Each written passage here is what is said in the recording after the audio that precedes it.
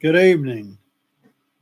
Today is November 21st, 2025. I hope everybody has had a good day. I want to go back in time again. I'm really a fanatic for dates and anniversaries. Last night, I did a video about events of 50 years ago, 1975. Now I want to go back 40 years to 1985. Important events in history and in my life. Uh, 1985 was a year designated as International Youth Year by the United Nations. And since I was born in 1951, I turned 34 that year. And it was on January the 21st um, that Ronald Reagan was sworn in for a second term as President of the United States. On January 28th, the Hollywood, the charity single We Are the World was recorded by USA for Africa. Many remember that wonderful song and that wonderful effort. On February 16th, Israel began withdrawing troops from Lebanon.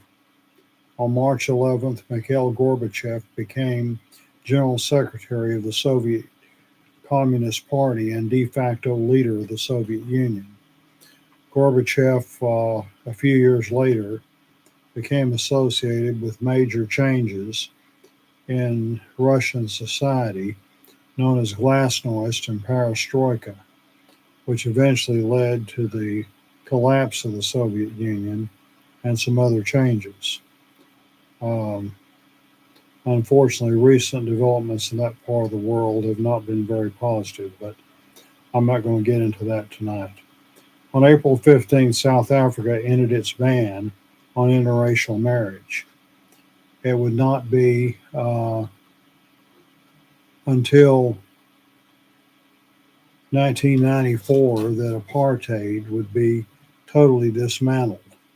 As a result, one black South African activist complained, I can now sleep with a white woman at night, but during the day we have to go our separate ways. On May 6, President Reagan joined West German Chancellor Helmut Kohl for a controversial funeral service at the cemetery in Bitburg, West Germany, which included a visit to the graves of 59 elite Nazi SS troops from World War II.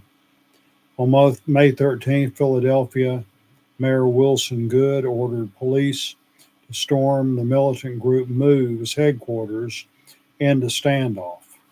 The police dropped an explosive device into the headquarters, killing 11 MOVE members and destroying the homes of 61 city residents in the resulting fire. On July 3rd, the Back to the Future opened in American theaters, ended up being the highest grossing film of that year. On July 20th, South African President P.W. Botha declared a state of emergency in 36 magisterial districts of South Africa amid growing civil unrest in black townships. On August 20th, the Iran Contra affair began when 96 BGM 71 TOWs were sent to Iran in exchange for hostages in Lebanon and profits for the Nicaraguan Contras.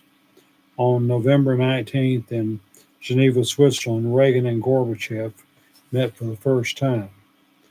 Regarding the Iran Contra affair, it would be a couple of years later before it would really be big news, but this is where it all began. And during that time, in 1987, I remember there were actually three women that were made major news that time. One was Jessica Hahn, who brought down the televangelist Jim Baker.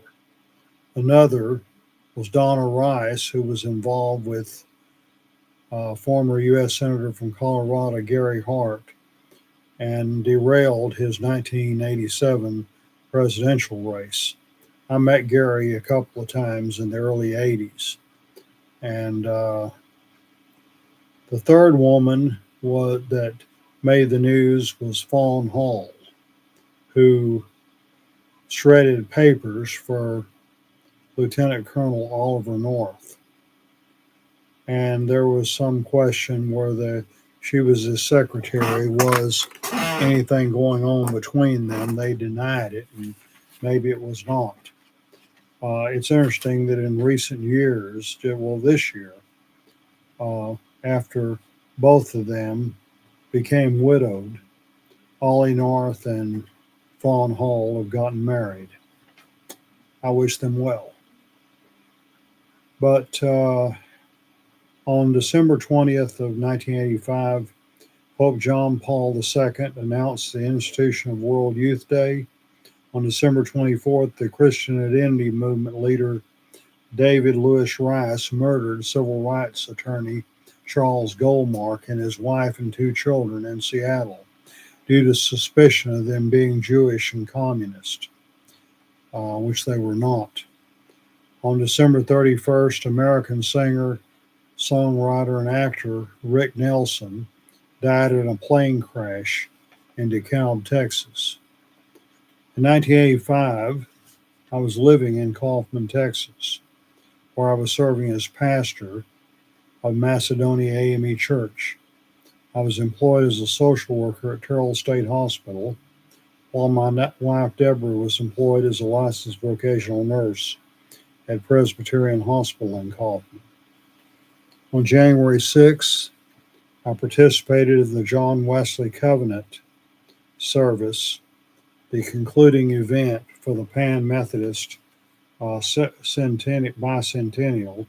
This was held at the First United Methodist Church in Kaufman, and that involved the United Methodist Church, the African Methodist Episcopal Church, the African Methodist Episcopal Zion Church, the Christian Methodist Episcopal Church, and the Free Methodist Church.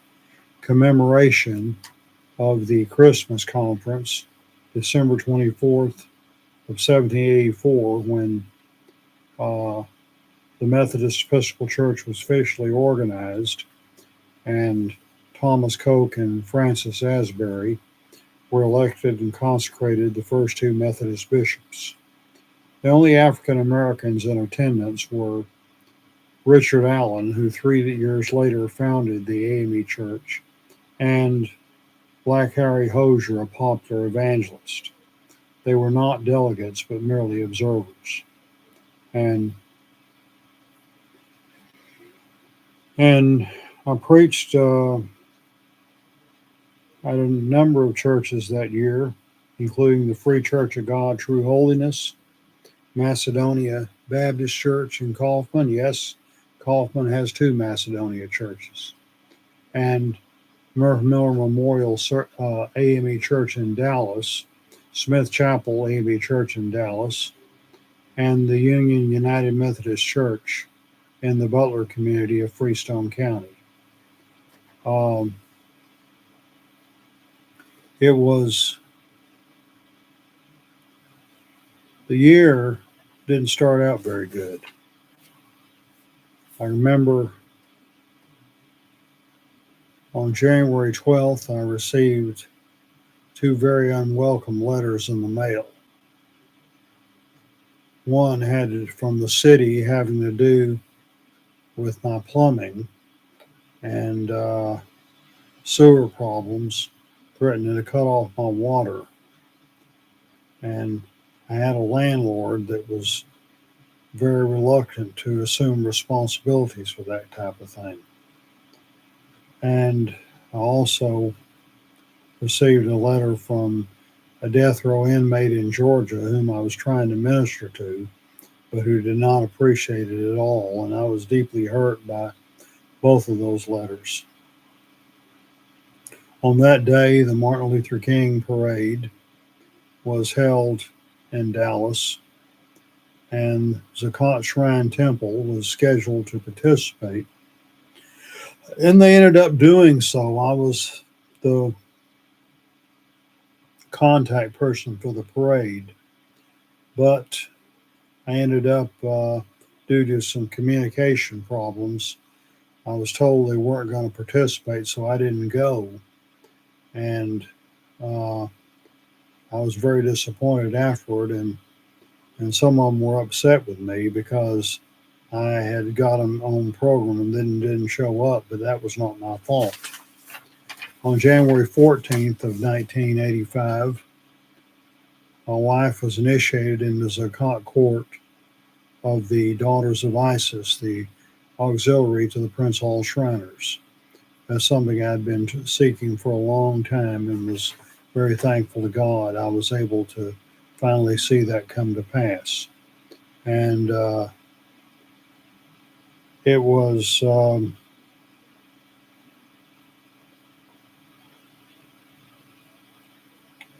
February 19th of 1985, Deborah and I celebrated our 8th wedding anniversary, and we spent the day at Children's Medical Center in Dallas with my oldest nephew, Paul Rawls, who was just a year younger than me, he and his wife Charlotte.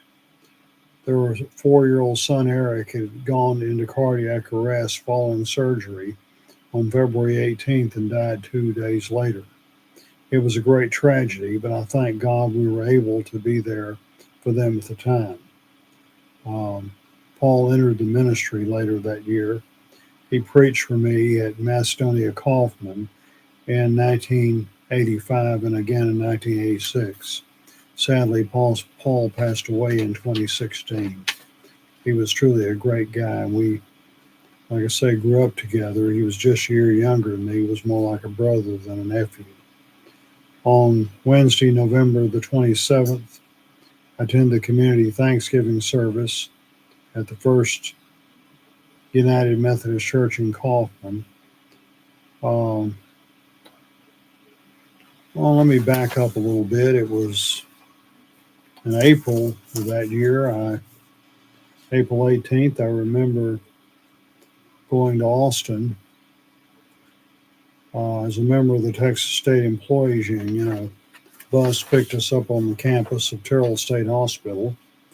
We stopped in Waxahachie and picked up some employees of the Texas Department of Transportation, including Luis Ramos, whom I would see after I moved to Ennis many years later.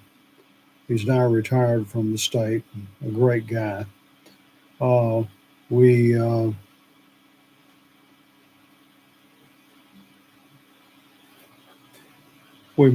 the union went to Austin, and we visited the state headquarters of the AFL-CIO, the American Federation of Labor slash Congress of Industrial Organizations, and there were pictures on the wall of the history of Texas labor.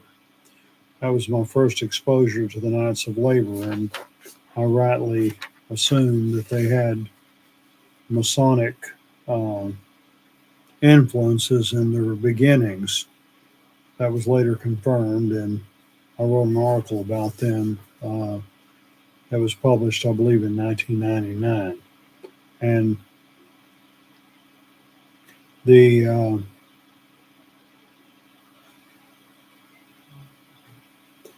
and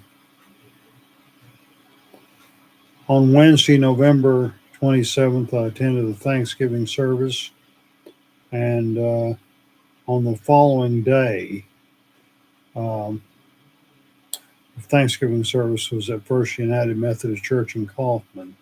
On the following day, I mailed my application for admission to PhD studies at Baylor. That particular day was Thanksgiving Day. I was working at Terrell, and as a social worker, I had to work some weekends and holidays and get comp time. I went to this, I worked that day, and then It was during my lunch hour. I mailed in the application. Then um, I would enroll in the program. I would eventually get accepted the next year. And in the fall of 1986, I would enroll in PhD studies at Baylor. Made time December 1st, 1985 was a Sunday, and made a trip to Corsicana from Kaufman. On my way back, my car threw a rod. A nice gentleman came by and helped me. I eventually was able to get home okay. But the next month, the month of December, was very difficult. Not having a car and being able to try to find a car we can afford and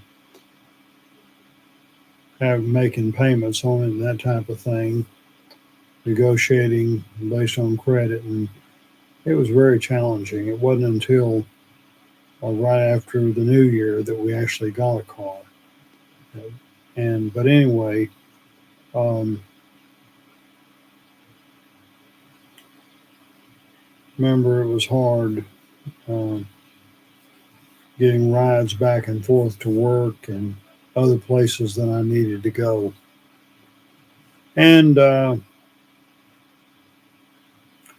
on Christmas Eve, I attended midnight mass at the St. Anne's Catholic Church, and it wasn't that too far to walk home. Somebody gave me a ride there, but I can remember uh, walking home that night, smoking my pipe, and singing Christmas carols out in the winter night. It was a mystical moment, and it was something that experience I will always treasure. I've had a lot of mystic moments throughout my life, and like I say, in early January we got another car, and the year 1986 would be like every year some challenges, but I'd make an enter a major chapter when I left Harold State Hospital and went to work at Paul Quinn College, then located in Waco, and began work on my PhD at Baylor. But those events will be subject to later videos, God willing. And in the meantime, I hope everybody has a happy Thanksgiving and a wonderful weekend ahead. And Merry Christmas and a happy and prosperous 2026. God is good all the time. I'm signing off. Good night.